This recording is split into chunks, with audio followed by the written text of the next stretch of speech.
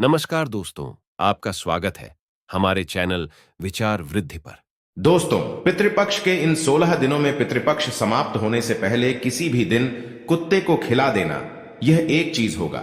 सभी दुश्मनों का नाश, पितृदोष होगा तुरंत खत्म, राहु दोष, शनि दोष, मंगल दोष, सर पर छड़ी गरीबी का होगा अंत, यहां तक कि काल सर्प दोष भी छूमंतर से गायब हो जाएगा। पितृ जाते जाते ढेरों आशीर्वाद देंगे। दोस्तों देखिए, जो पितरदेव है इनका स्थान देवताओं से भी उत्तम होता है, इसलिए इसे हम पितृदेव कहते हैं। और इस वीडियो में मैं आप लोगों को पितरों के बारे में भी बताऊंगा। पितृ दो प्रकार के होते हैं।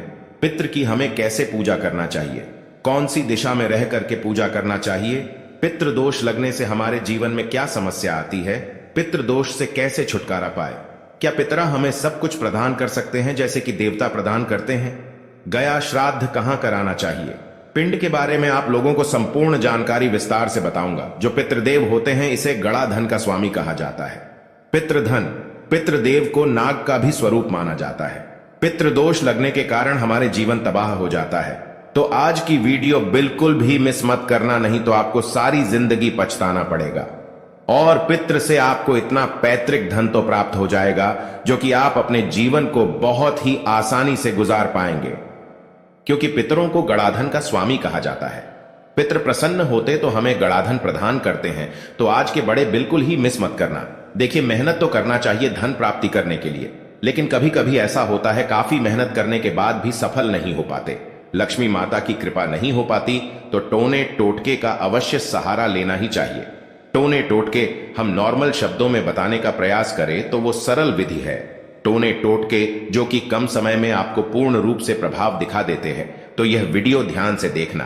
तो बरगद के वृक्ष में साक्षात शिवजी निवास करते हैं, आप सभी दर्शकों को पता होगा। तो पितृ पक्ष में क्या करना चाहिए? पितरों की मुक्ति के लिए बरगद के नीचे बैठ करके भगवान शंकर जी की पूजा करना चाहिए, स्तुति करना चाहिए। इससे हमारे जो पितरों की जो आत्मा है उन्हें काफी संतुष्टि मिलती है। बेल का जो वृक्ष है ये भी पितरों की आत्मा की शांति के लिए अति उत्तम माना जाता है।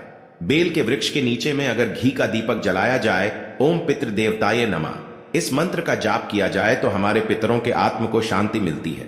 तो आज मैं आप लोगों ने जीतने भी सवाल किए हैं, उनका एक जवाब बना करके वीडियो बना करके आपके पूछे गए सवालों का जवाब दूंगा। आप में से अधिकतर लोग हमें सवाल कर रहे थे कि गया में पिंडदान में कितना समय लगता है। तो देखिए, वैसे तो गया में पिंडदान में 1 से 2 दिन लग जाता है, कभी कभी 3, 5 दिन, 7 दिन भी लग जाते हैं, लेकिन अधिकतम जो अवधि रहते हैं 3 से 5 घंटे के बीच में जो गया श्राद्ध होता है उसमें आप करा सकते हैं। आप में से अधिकतर लोग हमें यही पूछते हैं कि मृत्यु के बाद क्या करना चाहिए। जैसे कि किसी के दादाजी खत्म हो गए हैं, किसी के पिताजी खत्म हो गए, तो क्या करना चाहिए? तो देखिए, अगर आपकी पिताजी खत्म हो गए, दादाजी खत्म हो गए, तो पिताजी या फिर दादाजी की आत्मा की शांति के लिए बड़े बेटे को क्या करना चाहिए? श्राद्ध तर्पण, पिंडदान, ये बिल्कुल ही करना चाहिए। इससे उनके पितरों को काफी शांति मिलती है। और जो व्यक्ति अपने जीवन काल में चाहे आपके दादा हों, चाहे आपके पितृ खत्म हो गए हो, जैसे कि आपके पिताजी खत्म हो गए, उनके लिए श्राद्ध नहीं कराते, तो ऐसा माना जाता है। हमारे हिंदू धर्म में पूर्ण नामक नरक है। यहां पे पूर्ण नामक नरक से ही व्यक्ति अपने पिता को पूर्ण नमक नरक से जाने से बचाता है। अगर आप जो है अपने पितरों को श्राद्ध नहीं करते, तर्पण नहीं करते, तो मरने के बाद आपको पूर्ण नामक नरक में जाना पड़ता है। इसलिए अगर आप नरक से बचना चाहते हैं मरने के बाद, तो अपने पिता का अवश्य श्राद्ध कराइए। आज की वीडियो ध्यान से देखिए। तर्पण करने से क्या होता है, आप में से अधिकतर लोग पूछते हैं। तो देखिए, तर्पण का मतलब है तृप्त।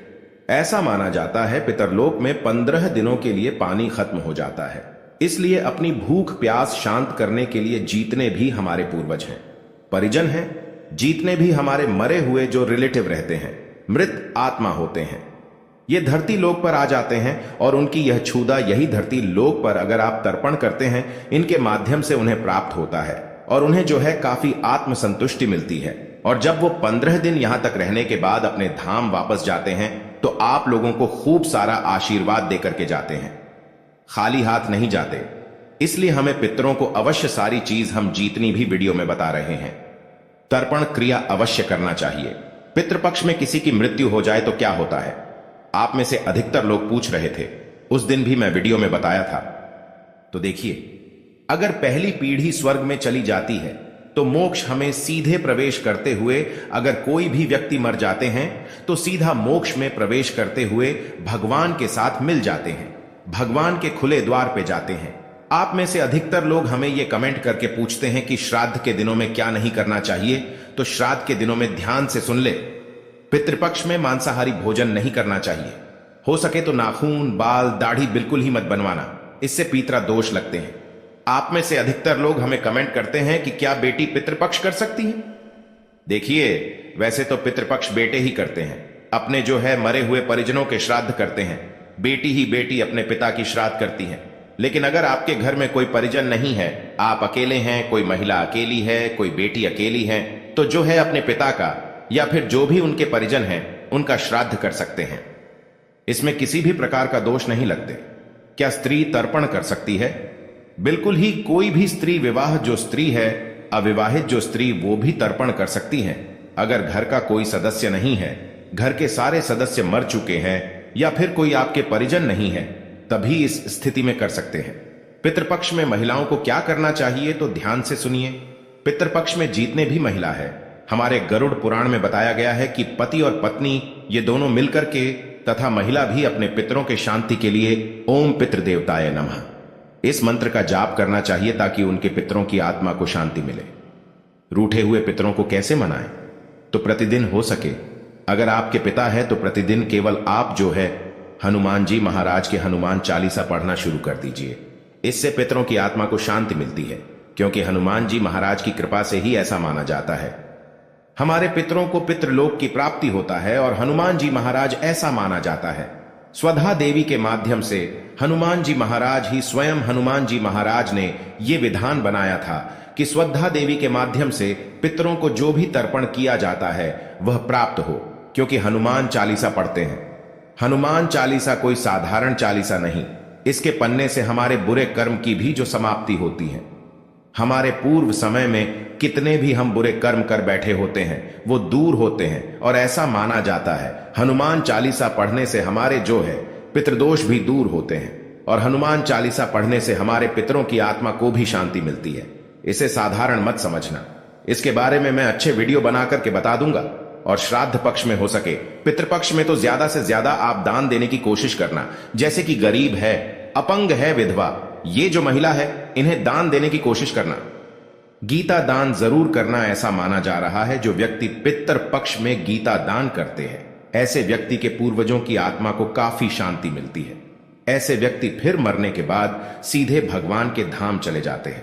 ऐसे व्यक्ति के जीवन में जीते जी धन की कमी नहीं होती। पितरों को मोक्ष कैसे मिलता है? तो धर्मशास्त्र ऐसे करते हैं, ऐसे कहते हैं, हरिद्वार में आकर के श्राद्ध अगर कोई भी देखिए अपने पितरों के नाम से जो है श्राद्ध करा देते हैं। गंगा जो है, जो भी कंडीशन होती है पितर पक्ष कराने की, हरिद्वार में जाकर के करा देते हैं, तो उनकी आत्मा को काफी शांति मिलती है, उन्हें मोक्ष की प्राप्ति होती है। बहुत से लोग गया पिंड भी कराते हैं। पिंडदान में क्या क्या लगता है? तो बहुत सारी जो भी सामग्री है। आप में से बहुत से लोग हमें कमेंट करके पूछ रहे थे कि गुरुजी पिंडदान में क्या क्या लगते हैं। कुछ सामग्री हमें पता नहीं, जैसे कि जौ है, कुशा है, काला तिल है, सफेद फूल है, ये सब हमारे पितरों की आत्मा की शांति के लिए लगते हैं। क्या पितरों को भोजन पहुंचता है? तो धर्म ग्रंथों के अनुसार ब्राह्मणों के साथ वायु रूप में पितृ भोजन करने आते हैं, और ऐसे मान्यता है कि ब्राह्मणों द्वारा किए गए भोजन सीधे पितरों तक पहुंचता है। इसलिए विद्वान ब्राह्मणों को पूरे सम्मान और श्राद्ध के साथ आपको जो है भोजन कराना चाहिए। इस पितृ तृप्त होकर के सुख समृद्धि का आशीर्वाद देते हैं, और बिल्कुल ही पितरों तक जो खाया हुआ ब्राह्मणों के भोजन होते हैं वो वायु रूप में पहुंचते हैं। पिंड क्यों बनाए जाते हैं? पितरों की आत्मा को अक्षत पुण्य और मोक्ष की प्राप्ति हो सके, इसलिए पितरों को चावल का पिंड दिया जाता है। चावल की तासीर ठंडी मानी जाती है, और चावल को शीतलता देने वाला भोजन माना जाता है। पितरों को शांति मिले लंबे समय तक, इसलिए वह जो है इस प्रकार से हमें जो है पिंड बनाना चाहिए, पिंडों का दान करना चाहिए। श्राद्ध नहीं करने से क्या होता है? देखिए भाई, श्राद्ध नहीं करने से पितृदोष लगते हैं, और जिनके जीवन में पितृदोष लग जाए उनका जीवन फिर बिल्कुल ही बदतर हो जाते हैं, नरक जैसा हो जाते हैं। ऐसे व्यक्ति की वंश वृद्धि कभी आगे नहीं बढ़ती। आपकी अध्यात्म उन्नति नहीं हो पाती। सबसे बड़ा दोष पत्नी और संतान पर लगता है, विवाह संपन्न नहीं माना जाता। जीवन भर पति पत्नी के झगड़ों में गुजर जाते हैं, संतानहीन जीवन हो जाता है, संतान बिगड़ जाती है, श्राप लग जाता है, काल सर्प दोष लग जाते हैं। जिन्हें पितृ दोष लगा हो, ऐसे व्यक्ति की फिर जल्दी मृत्यु भी हो जाती है। ऐसा धर्मशास्त्र में लिखा है।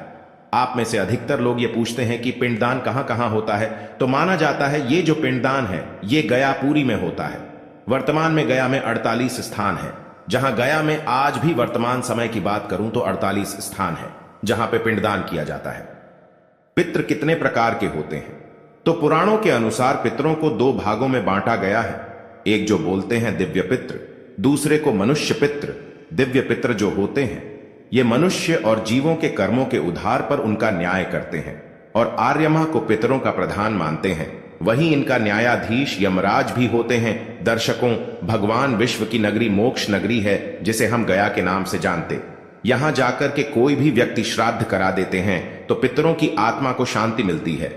आपका यह भी सवाल है कि आप कमेंट में पूछ रहे थे कि गया में पिंडदान में कितने पैसे लगते हैं। तो देखिए, गया में पिंडदान में एक हमने सर्वे किए तो उसमें पता चला कि 5 से 7 हजार रुपए में पिंडदान में जो खर्चा आ जाते हैं, और जो नॉर्मल कराते तो 500 में भी हो जाता है। ये आपके ऊपर डिपेंड करते हैं। गया जाने से पहले क्या करना चाहिए? अगर आप गया जाना चाहते हैं अपने पितरों की आत्मा की शांति के लिए, तो गया जाने से पहले हो सके तो आप पहाड़ों को कुछ दान करके जाइए। कुछ छोटे बच्चे को दान करके जाइए। हो सके तो गरीब एवं असहाय लोगों को दान करके जाइए। इससे आपके जो गया जाने के मार्ग में कठिनाई आती है, परेशानी आती हो, दूर हो जाती है। आप में से अधिकतर लोग ये पूछ रहे थे कि त्रिपिंडी श्राद्ध हमें कब करना चाहिए। तो श्राद्ध का अनुष्ठान या एक योगदान होता है जो कि मृत पूर्वजों की आत्मा को शांति के लिए किया जाता है। तो त्रिपिंडी श्राद्ध करने के लिए शुभ दिन कौन सा है? तो देखिए, पंचमी, अष्टमी, एकादशी, 13, 14, श्रावण, कार्तिक, पौष मास, फागुन, बैसाख जैसे महीने में जो है त्रिपिंडी श्राद्ध कर सकते हैं। और त्रिपिंडी श्राद्ध के बारे में भी सारी जानकारी बताऊंगा। तो त्रिपिंडी करने से क्या फायदा होता है, तो ऐसा माना जाता है त्रिवंडी श्राद्ध करने से पितरों को प्रेत बाधा और अकाल मृत्यु से मरने के बाद जो कठिनाइयां आती हैं, जो परेशानी आती है, वो दूर हो जाती है और मोक्ष की प्राप्ति होती है। त्रिपिंडी श्राद्ध जो होते हैं, इससे जो पितर की जो आत्मा है भटक रही, उन्हें मोक्ष की प्राप्ति होती है। पितृदोष से क्या होता है? देखिए, अगर आपके जीवन में पितृदोष लगा हो तो आपके जीवन भयानक हो जाता है। अब जहां भी जाके आपको असफलता हासिल होना शुरू हो जाती है। पितृदोष कितने प्रकार के होते हैं? तो ऐसा माना जाता है, धर्मशास्त्रों में पितृदोष 2 प्रकार के लगते हैं। इसके बारे में बताऊंगा। पितृदोष से मुक्ति पाने की कुछ उपाय बता दीजिए। तो पितृदोष से मुक्ति पाने के बहुत सारे उपाय हैं। आप जो है गया में जा सकते हैं तो कुछ उपाय को कर सकते हैं। परिवार के सभी सदस्यों से बराबर मात्रा में सिक्के इकट्ठे करें, उन्हें किसी मंदिर में जाकर के दान कर दें। तो परिवार के अगर किसी लोगों में पितृदोष लगा हो और आपको पता नहीं है तो पितृदोष दूर होते हैं। कपूर जलाने से देवदोष और पितृदोष का समान होता है, ऐसा हमारे धर्मशास्त्र में माना गया है। कौवे, चिड़िया, कुत्ते और गाय को रोटी खिलाने से भी पितृदोष दूर होते हैं। पीपल या बरगद के वृक्ष में जल चढ़ाते रहना चाहिए, इससे भी पितृदोष दूर होते हैं। हां, एक बात आप सभी दर्शकों को बताने का प्रयास करूंगा। दक्षिण मुखी मकान में अगर आप रहते हैं तो भयंकर पितृदोष लगते हैं। कदापि दक्षिण मुखी मकान में आप बिल्कुल ही मत रहना, इससे पितृदोष जल्दी लगते हैं और हमारे जीवन में काफी कठिनाइयां आती हैं। बंधे हुए पितरों को कैसे खोले? तो प्रतिदिन घर में, क्योंकि आप में से अधिकतर ऐसे लोग हैं जिनकी पितृ बंध जाते हैं और ऐसे प्रेत आत्मा बन करके नुकसान पहुंचाते हैं, भूत प्रेत बन जाते हैं। हमें कई लोग कमेंट करके पूछते हैं। तो देखिए, प्रतिदिन घर में गीता का पाठ करने से जो बंधे हुए पितृ आत्मा है, आत्मा को काफी शांति मिलती है और मौसम की प्राप्ति होती है। आप गया श्राद्ध करा दीजिए, बंधे पितृ खुल जाते हैं, आपको नुकसान फिर नहीं पहुंचा पाते हैं। कैसे पचाने के घर में पितृदोष लगे हुए हैं? पितृदोष होने पर व्यक्ति की जीवन में संतान सुख नहीं मिल पाता। नौकरी और व्यवसाय मेहनत करने के बावजूद भी आपको सफल प्रदान नहीं कर सकती है, यानी कि आपको हानि मिलना शुरू हो जाती है। परिवार में कलह क्लेश बने रहते हैं, झगड़े लड़ाई होने लगती है। परिवार में किसी न किसी व्यक्ति को सदा बीमारी ग्रसित रहते हैं। परिवार में विवाह योग्य जो लोग रहते हैं उनका विवाह नहीं हो पाते। तो इस कंडीशन में समझ सकते हैं कि पितृदोष है। पितरादेव की पूजा कहां कहां होती है। तो वैसे पितृदोष दूर करना चाहते हैं तो पितृपक्ष में अगर आप अपने पितरों के श्राद्ध कराना चाहते हैं तो ऐसा माना जाता है। त्रिंबकेश्वर, नासी, गया, रामेश्वर, हरिद्वार और उज्जैन में ही जो है पितृदोष की पूजा हो, ये सब पितृदोष से छुटकारा आप पा सकते हैं। पितरों की शांति के लिए क्या करना चाहिए, तो पीपल के वृक्ष पर दोपहर में जल, पुष्प, अक्षत, दूध, गंगा जल, काले तिल ये सब चढ़ाना चाहिए। तो स्वर्गीय परिजनों का स्मरण करके भी ये सब सारे चीज चढ़ाने से पितरों की आत्मा को शांति मिलती है। शाम के समय में दीपक जलाए नागे स्तोत्र का पाठ कर सकते हैं, महामृत्युंजय मंत्र का पाठ कर सकते हैं, रुद्र सूक्त का पाठ कर सकते हैं, स्रोत का पाठ कर सकते हैं। इससे पितरों की आत्मा को शांति मिलती है। पितृदोष से मुक्ति कैसे पाएं, तो पितृपक्ष में निमित्त रूप से प्रतिदिन पीपल या बरगद के पेड़ पर जल चढ़ाएं, काला तिल चढ़ाएं, इससे पितृदोष से मुक्ति मिलती है। पितृपक्ष में जाकर आप अपने पितरों की जो है नाम से श्राद्ध करा सकते हैं। मैं कई बार इस वीडियो में कम से कम 10 से 12 बार बता चुका हूं, लेकिन आप लोग जितने भी कमेंट किए सभी के लिए मैं वीडियो बना रहा हूं। जितने भी क्वेश्चन हैं सबका आप लोगों के सवाल दे रहा हूं। त्रिपिंडी श्राद्ध कैसे किया जाता है, उस टाइम जो अभी वीडियो की कुछ ही समय में नहीं बता पाया था, तो त्रिपेंडिस श्राद्ध में ब्रह्मा, विष्णु और महेश इन तीनों की प्रतिमा की प्राण प्रतिष्ठा करके पूजन करने का विधान होता है। देखिए, हमें जो आत्मा परेशान करती हैं उनके लिए अनिष्ठान गोल शब्द का प्रयोग करके हम जो है त्रिपिंडी श्राद्ध करा सकते हैं। कई बार ऐसे होते हैं ना गोत्र के बारे में पता नहीं चलता, बहुत सारे ऐसे आत्मा होते जो कि नुकसान करते हैं। त्रिपिंडी श्राद्ध वैसे तो जो मृत आत्मा अकाल मृत्यु जो मरे, जिनके बारे में आपको पता भी नहीं है, फिर आपके घर के परिजन को ऐसे मर गए जिनके बारे में आपको पता नहीं, त्रिपिंडी श्राद्ध करा दीजिए, उनकी आत्मा को जल्दी मुक्ति मिलती है। पितृपक्ष में हमें पानी कैसे देना चाहिए, तो श्राद्ध कर्म करते हुए किस प्रकार से पानी देना चाहिए, आइए ध्यान से जान लीजिए। तो पके हुए चावल, दूध और काले तिल मिलाकर पिंड बनाए जाते हैं। इन पिंडों को मृत व्यक्ति के शरीर का प्रतीक माना जाता है और पिंडों पर अंगूठे की मदद से धीरे धीरे जल चढ़ाया जाता है। इस संबंध में ऐसा मान्यता है कि अंगूठे से पितरों को जल देने से जो पितर होते हैं तृप्त होते हैं और उनकी आत्मा को शांति मिलती है। या पितृपक्ष हमें नए कपड़े खरीद सकते हैं। पितृपक्ष हमें ध्यान दीजिए, कभी भी नए कपड़े नहीं खरीदना चाहिए, इससे हमारे पितृदेव नाराज होते हैं। पितृदेव को कदापि आप जो 15 दिन तक नाराज मत होने दीजिए, क्योंकि पितृदेव प्रसन्न होंगे तो आपके जीवन में कठिनाई है, परेशानी है, समस्या है, सबको दूर कर देते हैं और जितना ज्यादा कोशिश करे पितरा आपसे प्रसन्न हो। पितृपक्ष में हम बहुत सारे भी और भी वीडियो आगे भी उपाय बताते जाएंगे। वो सारे उपाय में से जो उपाय अच्छा लगे वो उपाय करते जाइए। आप में अधिकतर लोग हमें कमेंट करते हैं, क्या गुरुजी हम पितृपक्ष में अंडे खा सकते हैं? तो देखिए, पितरा पक्ष में अंडे वगैरह बिल्कुल ही मत खाना, क्योंकि आपके पितृ आपके साथ में आए हैं, आपको देखने के लिए आए हैं, मिलने के लिए आए हैं। 15 दिनों के लिए हम पहले भी कई वीडियो में बता चुके हैं और एक वीडियो में भी बोले थे कि पितृदेव 15 दिनों तक केवल यहां पे अपने तर्पण श्राद्ध कराने के लिए नहीं आते, वो अपने पूरे परिवार को खुशहाल देखने के लिए आते हैं। अगर आप दुखी हैं तो आपको दुखी जीवन को सुखी में बदल सकते हैं, इसलिए पितृ को प्रसन्न करें। प्रसन्न होते हैं तो हमें पैतृक धन देते हैं। पितृ हमारे प्रसन्न होते हैं तो जाने से पहले हमारे जीवन के कष्ट को दूर करके जाते हैं। पितृ का जो स्थान है देवताओं से उत्तम होता है, इसलिए हो सके तो पितरों को जितना ज्यादा हो सके प्रसन्न करने की कोशिश करें और पितरों की आत्मा के लिए पितृ प्रसन्न रहे। इसलिए जो कौवे हैं, चींटियां हैं, इनको शक्कर खिलाएं, आपसे जैसा बन सके गरीबों को दान करें। इससे पितृदेव प्रसन्न होते हैं और आपके जीवन की इच्छा कितना भी बड़ी कठिनाई उसे तत्काल समाप्त करने में समर्थमान है, क्योंकि पितरों का स्थान देवताओं से भी उत्तम है। पितृपक्ष में कौन सा पक्षी हमारे पितरों के रूप में आते हैं? तो हमारे धर्मशास्त्र ऐसे कहते हैं कि जो कौवा है ये पितरों के रूप में ये हमारे घरों में आते हैं, हमारे घर में आकर के हमारे देख रेख करते हैं। यानी कि कहने का मतलब है कि हम क्या करें क्या नहीं करें, सारे चीजों को पितरपक्ष हमें पितृदेव कौवा बनकर के आते हैं, देखते हैं, भोजन ग्रहण करते हैं और यमराज का भी प्रतीक माना जाता है। कौवे की शनिदेव भी सवारी करते हैं। पितृपक्ष में कौन सा पाठ करना चाहिए? तो पौराणिक ग्रंथों के अनुसार पितृसुक्त का पाठ करने से पितृदेव प्रसन्न होते हैं। आप गूगल में सर्च करके देख लीजिए, इसके किताब आती है। अब ये जो है अपने जा करके किसी भी आसपास के जो पुस्तक की दुकान है वहां पे खरीद सकते हैं। आप में से अधिकतर लोग ये पूछते हैं कि जैसे कि गुरुजी आप मित्र पक्ष के बारे में सारी जानकारी बता रहे हैं, तो क्या अमावस्या को झाड़ू खरीद सकते हैं? तो देखिए, झाड़ू अमावस्या के दिन आप बिल्कुल ही मत खरीदें। क्यों मत खरीदें? क्योंकि अमावस्या के दिन झाड़ू घर से बाहर फेंका जाता है। झाड़ू जो होता है, अगर ये आपके घर में झाड़ू टूट गए हैं तो इसे कुलक्ष्मी का प्रतीक माना जाता है। जो अच्छे झाड़ू हैं, जो सालों तक योग्य है, इसे लक्ष्मी का प्रतीक माना जाता है। तो कदापि आप जो है ध्यान दीजिए, अमावस्या के दिन झाड़ू मत खरीदना। झाड़ू खरीदना है तो एकादशी है, तेरस है या फिर पूर्णिमा का दिन खरीद सकते हैं। श्राद्ध में ब्राह्मणों को क्या खिलाना चाहिए? देखिए, सर्वप्रथम आपको कुत्ते, गाय, कौवे, चींटी, देवता और पितृदेव को जो है तर्पण कराने के बाद कुछ देने के बाद ही ब्राह्मणों को भोजन कराना चाहिए। और क्या खिलाना चाहिए?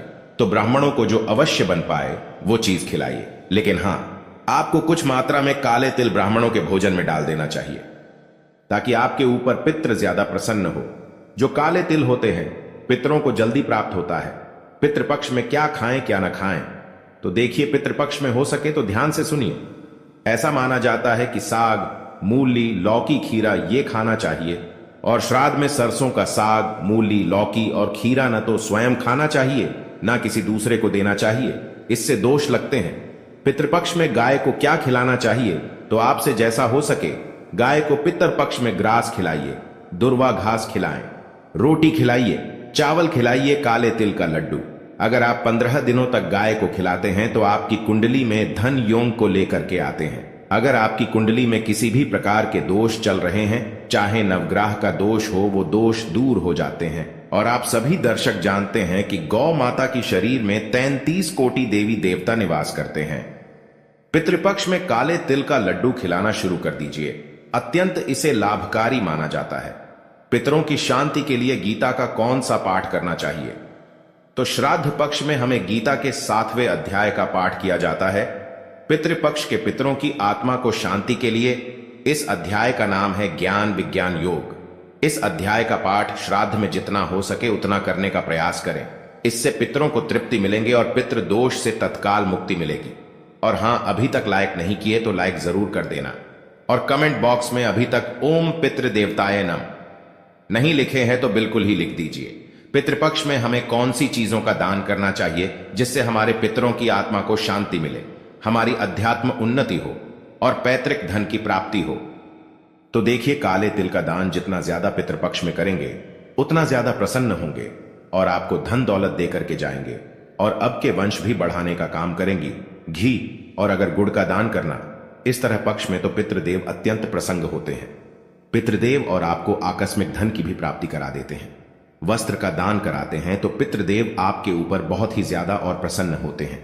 आपके जीवन में आ रही चल रही जो समस्या उसे दूर करते हैं और ऐसा माना जाता है गौदान करा देते हैं, भोजन दान करा देते हैं पितृपक्ष में। तो फिर पितृ आपके जीतने भी आपके पितृ सारे पितृ प्रसन्न हो जाते हैं और आपको देव तुल्य बना करके पितृपक्ष हमें ध्यान से सुनिए।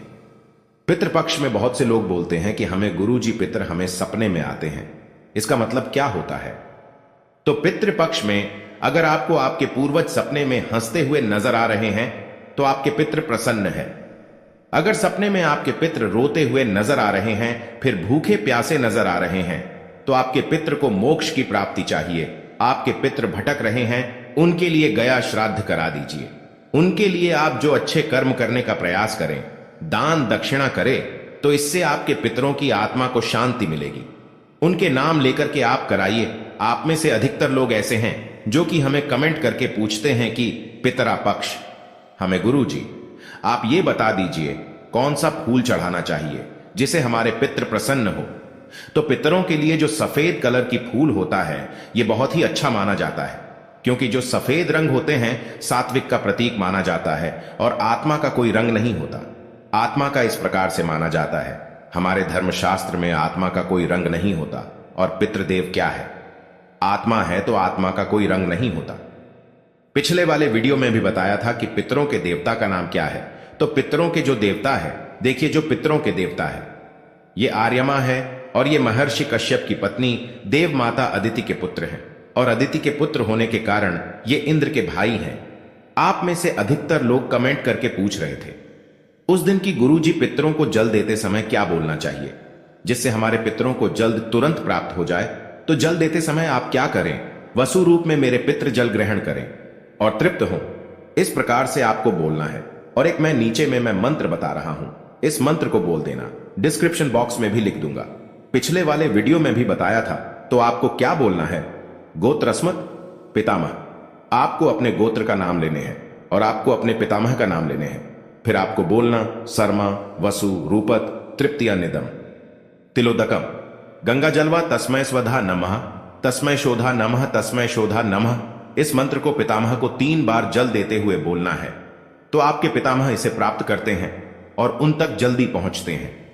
आप में इसे अधिकतर लोग पूछ रहे थे, क्या पितृपक्ष में भगवान की पूजा करना चाहिए? बिल्कुल ही भगवान की पूजा करना चाहिए, क्योंकि भगवान ने ही पितरों को बनाया, ना कि पितरों ने भगवान को। पितृपक्ष में भगवान की पूजा कर सकते हैं। पितृपक्ष में तो बहुत सी जगह पे भागवत होते हैं। इसे पितृ की आत्मा को शांति मिलती है। आप में से अधिकतर लोग उस दिन कमेंट कर रहे थे, गुरुजी पितरों को जल कितने बजे देना चाहिए? तो पितरों को जल देते समय आप जो है ध्यान रख सकते हैं। टाइम का वो है 11 से 12:30 बजे के बीच। और हो सके तो आप जो हैं जनेऊ धारण करते हैं तो जनेऊ पहने। आप में से अधिकतर लोग ये भी कुछ पूछ रहे थे कमेंट करके कि गुरुजी आप हमें बता दीजिए कि पितृपक्ष जो है मृत्यु हो जाए तो क्या करें? पितृपक्ष में मृत्यु हो जाए तो व्यक्ति सीधे पितृलोक में जाते हैं, देवलोक में जाते हैं। सभी स्थान खाली होते हैं। घर में पितरों का स्थान कहां होना चाहिए? तो घर में पितरों के जो तस्वीर है, जो स्थान, वह उत्तर दिशा में आपको लगाना चाहिए और उनके मुंह दक्षिण दिशा की तरह होना चाहिए, क्योंकि जो दक्षिण दिशा होता है पितरों का स्थान माना जाता है, यम का दिशा होता है और मृत आत्मा जीतने भी होते हैं। इनके तस्वीर हमेशा दक्षिण दिशा की तरफ ही लगाना चाहिए। अगर आपके मन में कोई और क्वेश्चन है, कोई डाउट है, तो आप हमें कमेंट करके पूछ सकते हैं। बिल्कुल ही मैं ऑनलाइन आऊंगा तो बिल्कुल मैं आपकी मदद करूंगा। तो आज मैंने इतनी खूबसूरत वीडियो बनाई है, कृपया एक लाइक जरूर करें और लोगों तक वीडियो को पहुंचाएं, शेयर करें, कमेंट करें। क्या पता कब किसी की लाइफ बदल जाए। सच्चे दिल से कमेंट में जरूर लिखें, जय श्री राम, जय हनुमान, जय बागेश्वर धाम, जय बालाजी महाराज।